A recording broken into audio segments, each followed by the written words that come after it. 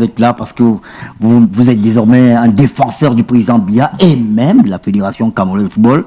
Permettez-moi de faire une petite incursion dans votre jardin secret. Est-ce qu'on est d'accord là-dessus?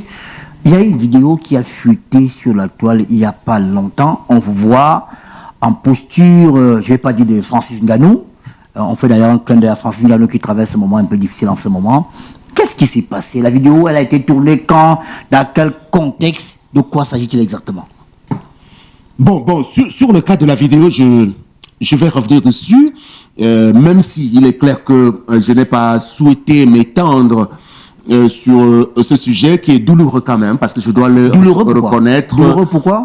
Parce que cela dure quand même, ça va faire un peu plus de 2, 3, voire 4 ans même, hein, depuis 2019, que je me suis retrouvé empêtré dans quelque chose quelque chose difficile à définir. Quelque chose. Voilà. Quelque Vous parlez chose, de quoi? Voilà. Disons que je me suis retrouvé un peu pris au piège. Par qui? Pris au piège d'une relation qui est devenue toxique, qui est entourée que de scandales en tout genre. Et la dernière vidéo, pour vous répondre, en réalité, elle date de, je crois, novembre 2024. Donc, elle est pas récente? Non, pas du tout. Donc, elle date de plusieurs mois déjà. Et d'ailleurs, relativement à cette scène, nous sommes en justice au tribunal de première instance des Bolova pour cette scène-là. Où moi je suis poursuivi pour agression et coups et même de bien d'autres choses que je n'aimerais pas nommer ici. Alors, véritablement. Donc, grande a été ma surprise et de ceux qui sont autour de moi d'observer que ces images dégradantes ont plutôt été remises sur la scène publique à ce moment précis. Mais je pense qu'il y a des officines qui travaillent pour cela. Et bon, je ne vais pas m'y attarder. Mais d'entrée de jeu, j'aimerais rappeler que il y a un ensemble de personnes autour de moi et qui ont été à leur tour affectés par la nature de ces scènes-là, qui ont décidé d'agir. Donc dans les prochains jours, alors croyez-moi, il y aura, on va le dire, des conséquences. Qui sont dans la vidéo, on vous voit, parce que par respect pour vous, on a souhaité ne pas diffuser la vidéo ce soir. On vous voit, on voit un monsieur qui est un peu plus, dont le teint est un peu plus sombre que le vôtre, parce que vous êtes clair, et on entend une dame parler derrière. C'est qui la dame? C'est qui le monsieur? Alors, très bien. Alors, la dame, c'est la dame dont la plupart des Camerounais savent qu'elle est entrée dans ma vie depuis 2019 et que nous avons été tout le temps l'objet de ce type de choses. C'est votre épouse? Parce qu'elle a fait mon ex-épouse. Alors, bon, à la limite, c'est même difficile de parler d'une ex-épouse parce que le mariage a été annulé. Il n'avait pas été, on va le dire, conclu selon les règles de l'art. Mais en réalité, comme on ne peut pas se prévaloir de ses propres turpitudes, bon, on considère qu'il y a eu mariage. Bon, très bien, c'est dans ces conditions que la dame est arrivée dans mon territoire, si on peut le dire, hein, dans ma région, parce qu'elle, d'origine camerounaise, mais naturalisée française, elle n'avait même pas déjà respecté ce qui est demandé aux ressortissants français pour contracter des mariages avec des ressortissants camerounais. Mais passons. Donc le mariage est nul alors? Non, il a été annulé déjà, oui, il est nul, par le tribunal de Douala. Mais quel est le problème maintenant? Donc en ce moment, non. Le problème, c'est qu'il n'y a pas eu liquidation.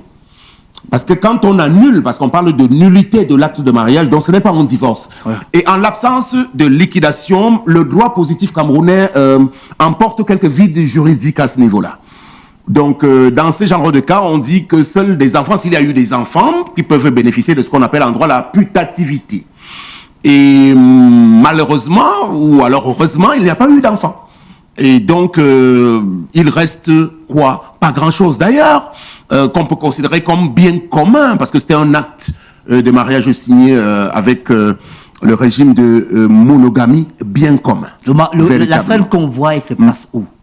La scène se déroule véritablement au lieu dit Andorre, que je t'ai évoqué tout à l'heure, dans mon propre village. C'est sur les propres terres de mes ancêtres, où sont enterrés mes grands-parents, mes parents, ma mère, mon ex-épouse que j'avais perdue. En réalité, sa tombe, elle est même rattachée à la maison complètement, et à l'intérieur de la maison. Et la maison appartient à qui? La maison avait été construite sur les décombres de celle qui avait brûlé. Parce qu'il y avait une première maison brûlée par la dame qui avait été incendiée alors? incendiée. Elle avait été rattrapée d'ailleurs par la justice pour incendie volontaire. Elle a été placée à la prison centrale des Boulevards et je suis arrivé pour faire un désistement pour qu'elle soit libérée. Alors lorsqu'elle retourne en France, j'engage une procédure de divorce auprès du TGI de Ebolova.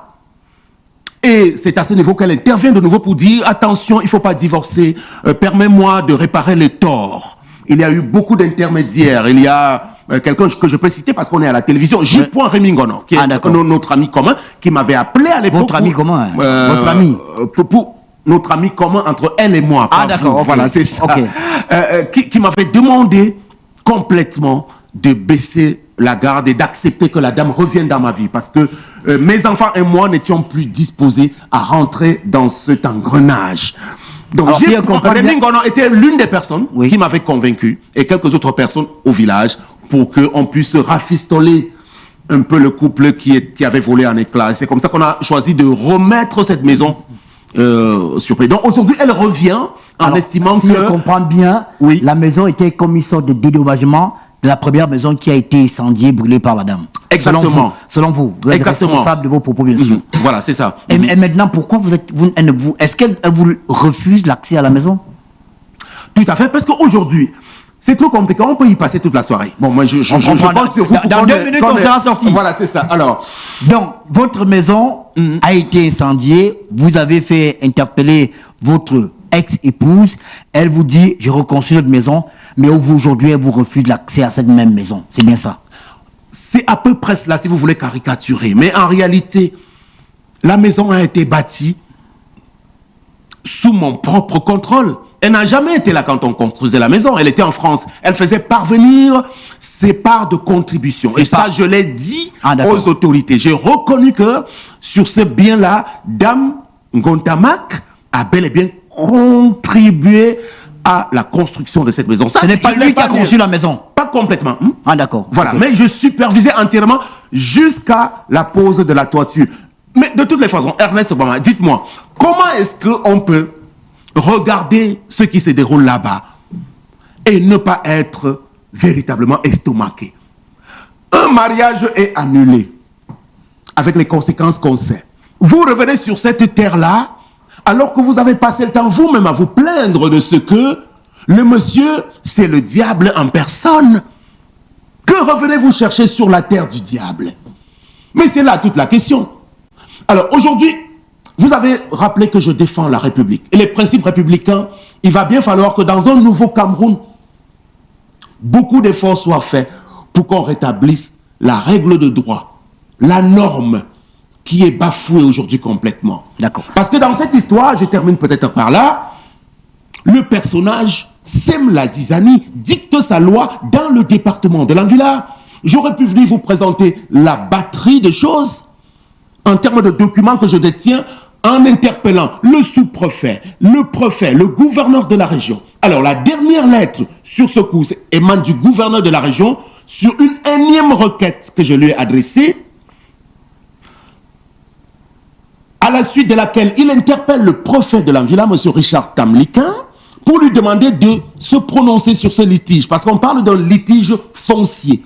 Parce que parallèlement, la dame présente des documents arguant de ce qu'elle a acheté ce terrain du vivant de ma mère. Alors, est-ce que vous comprenez ça? C'est une hérésie pratiquement. Vous venez épouser quelqu'un dans son propre village, bien commun monogamie, vous n'avez pas besoin d'acheter son terrain. Le terrain vous appartient, fatalement. Donc, l'affaire a été examinée par le préfet que nous avait reçu, mais qui n'a rien dit, qui est dans le laxisme. Et c'est pour cela qu'aujourd'hui, sous réserve des choses qui seront faites peut-être dans un prochain avenir par les autorités administratives, moi je me réserve le droit, mes conseils et moi et bien d'autres personnes, pour que cette affaire puisse prendre fin. Parce que ça commence à bien faire. D'où vient-il que la personne vous a même laissé le loisir d'habiter chez lui? Moi j'habite une maison, un appartement offert par l'État du Cameroun à Ebolova. Oui. Je ne vais pas là-bas. J'ai un deuxième appartement à Yaoundé où vivent mes enfants que je paye tous les mois. Je n'ai pas de problème d'habitation. Pourquoi je me suis retrouvé à ce niveau ce jour-là? Alors, on m'a informé que dans ses élans, elle a arraché la photographie de ma défunte mère pour aller jeter dans les poubelles de derrière. C'est cette photographie que je partais chercher. Alors, vous voyez que C'était la photographie qui était dans la maison. Qui était dans la maison, elle a arraché cela, elle a jeté en brousse. Donc je partais là-bas un dimanche, seul, je n'étais pas accompagné, sachant que je vais juste traverser la cour et récupérer la photo de ma mère. Et c'est là où, à peine j'avais garé, quand vous regardez bien l'image, mon véhicule de couleur noire, il est bel et bien visible dans cette image-là, et elle est déjà postée dans l'une de ses voitures, en train de filmer. Alors, en réalité, ce sont des pratiques malsaines. Ce sont des pratiques d'une autre époque. Et on se demande si on jouit complètement de son équilibre quand on fait ce type de choses. Et aujourd'hui, en fait, je paye le prix de quoi? Je paye pour beaucoup de choses, parce que ceux qui me sont tombés dessus, en réalité, ça a un rapport également avec mes dernières activités, avec mon positionnement aujourd'hui, où les gens s'en donnent à cœur joie. Et c'est là où je me demande qu'est-ce qui arrive aux Camerounais, un peu pour reprendre une personne qui s'en était également étonnée sur une vidéo. Pourquoi les Camerounais s'attachent-ils tant à des choses relevant des vies privées des gens pour tourner cela en dérision? D'accord. Au lieu de véritablement regarder la chose avec froideur. Donc, on en est là aujourd'hui. Si la situation dégénère jusqu'à ce jour, c'est par la faute des autorités administratives de l'Anvila. Le